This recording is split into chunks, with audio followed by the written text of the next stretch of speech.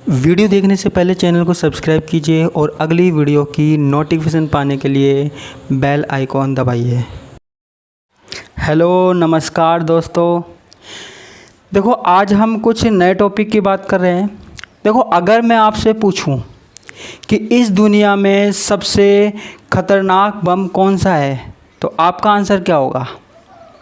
आप बोलेंगे परमाणु बम, जो कि सारे देशों के पास है, जिसकी धमकी पाकिस्तान भी देता रहता है बार बार कि हम परमाणु बम हमारे पास है और हम इसका उपयोग कभी भी कर सकते हैं, ऐसा पाकिस्तान बोलता रहता है।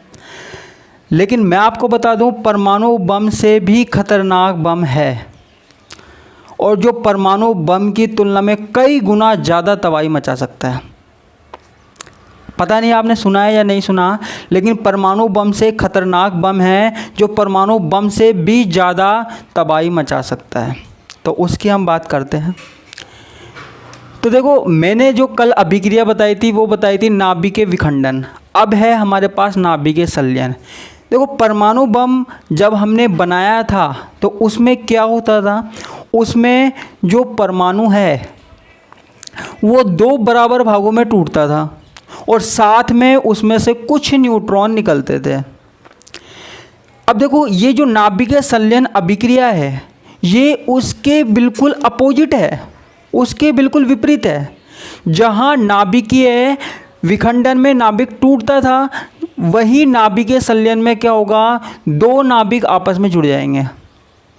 कोई चीज़ टूट रही है, उससे ज़्यादा खतरनाक कौन सी हो रही है, जो चीज़ मिल रही है। टूटना इतना ज़्यादा खतरनाक नहीं है जितना ज़्यादा जुड़ना है। तो उसी अभिक्रिया को हम कहते हैं नाभिकीय संलयन। दो छोटे छोटे परमाणु एटम होते हैं, नाभिक होते हैं, वो आपस में क्या करते हैं, आपस में मिल जाते हैं और एक बड़े नाभिक का निर्माण करते हैं। और यही हमारे पास क्या है, विस्फोट का कारण। जैसे हमने क्या किया, दो हाइड्रोजन परमाणु ले लिए,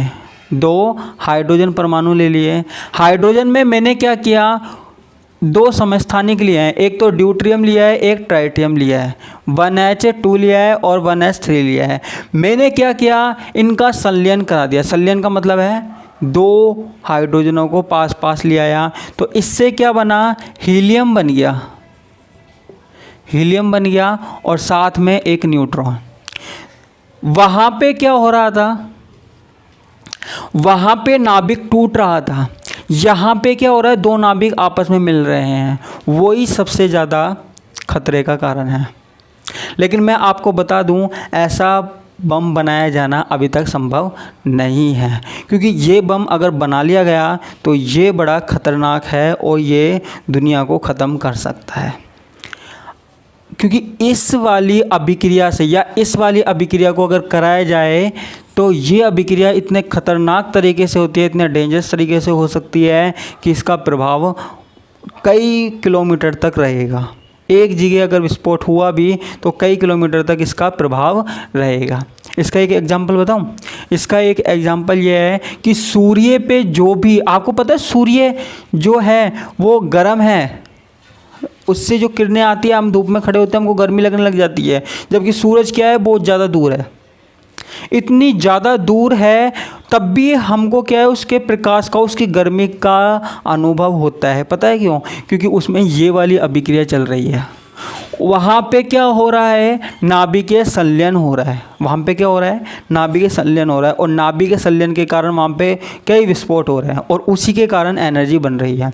और आज तक देख लो, इतने सालों से, इतनी सदियाँ बीत गई, इतनी शताब्दियाँ बीत गई, तब से लेके अब तक वो अभिक्रिया चल रही है। वो अभिक्रिया रुकी नहीं है। इस अभिक्रिया को रोक पाना मुश्किल है, पता नहीं कब रुकेगी। वो लगातार हाइड्रोजन मिल रहे हैं, हीलियम बन रहा है। तो सूरज सबसे बड़ा उदाहरण है जिससे हमको सबसे ज़्यादा एनर्जी मिलती है।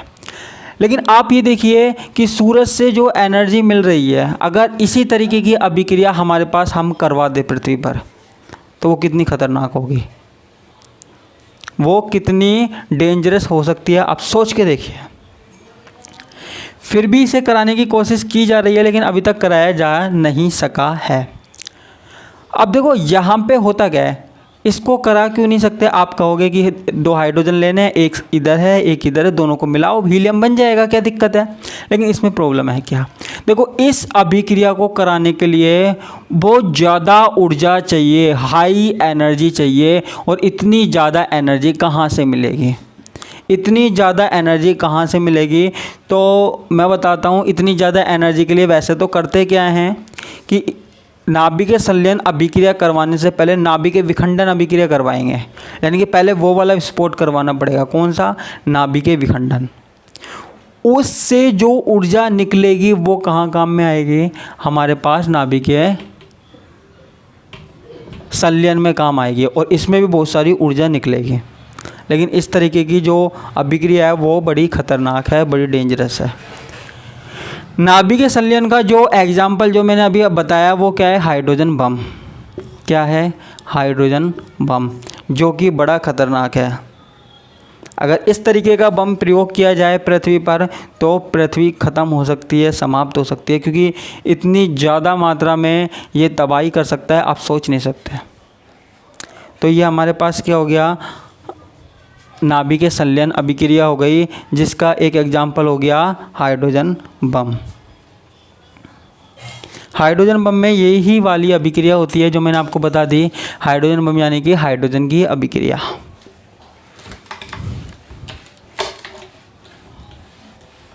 अब देखो, एक चीज़ और पूछ लिया जाता है। अब आप पूछेंगे कि जो नाभिकीय अभिक्रिया है, नाभिकीय अभिक्रिया में कौन कौन सी?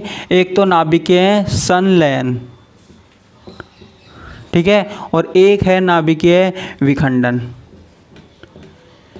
इनमें क्या क्या डिफरेंस है, इनमें क्या क्या अंतर है, वो मैं आपको बता रहा हूँ। सॉरी। देखो, नाभिकीय संलयन में क्या होता है? 2 परमाणु आपस में मिलते हैं, 2 परमाणु आपस में क्या होते हैं? मिलते हैं, और एक नया परमाणु बनाते हैं। और यहाँ नाभिकीय विखंडन में क्या होता है? कोई परमाणु है वो 2 भागों में टूटता है, वो 2 भागों में टूटता है।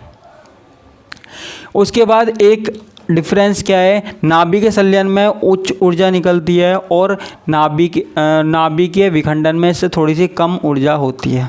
यानी ये कह सकते हैं कि नाभिकीय विखंडन की तुलना में नाभिकीय संलयन में ज़्यादा ऊर्जा मुक्त होती है। तो इस तरीके से, इसके अलावा नाभिकीय संलयन में क्या होता है? 2 छोटे छोटे नाभिक मिलकर बड़े नाभिक का निर्माण करते हैं, और नाभिकीय विखंडन में एक बड़ा नाभिक होता है, वो टूटकर लगभग 2 बराबर भागों में बढ़ जाता है। तो इस प्रकार हम इनमें डिफरेंस दे सकते हैं, अंतर दे सकते हैं। तो ये हमारे पास क्या हो गया? नाभिकीय संलयन हो गया। और कल मैंने आपको नाभिकीय विखंडन के बारे में बताया था। तो ये एग्ज़ाम में पूछ लिया जाता है, इनमें से बार बार रिपीट होता रहता है, नाभिकीय विखंडन और नाभिकीय संलयन। धन्यवाद।